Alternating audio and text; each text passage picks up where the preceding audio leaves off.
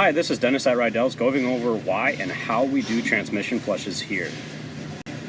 Now with GM vehicles, we recommend flushing every 45,000 and flush and filter at every 100,000, but it also depends on the manufacturer, so you'll have to check your owner's manual to see what your car recommends.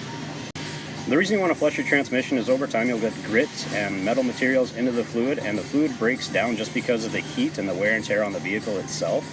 You just want to flush it out, get that cleaned out, just kind of like your engine oil. It's just something you want to keep changing so that way your vehicle's running how it should and it's running in top performance. At Rydell's, we use BG flush systems. This one here is a quick clean. We dump it in your transmission to clean out all of the loose debris, gets it into the fluid so it'll flush out with the fluid itself. After the transmission flush is done, we put in a conditioner which helps the fluid stay better longer, and it also keeps the transmission running a lot better. So how we do the transmission flush is we hook up into the transmission cooler system, so we remove the pipe and we put in our adapter. Now we put in the cleaner and let it run till the vehicle warms up properly.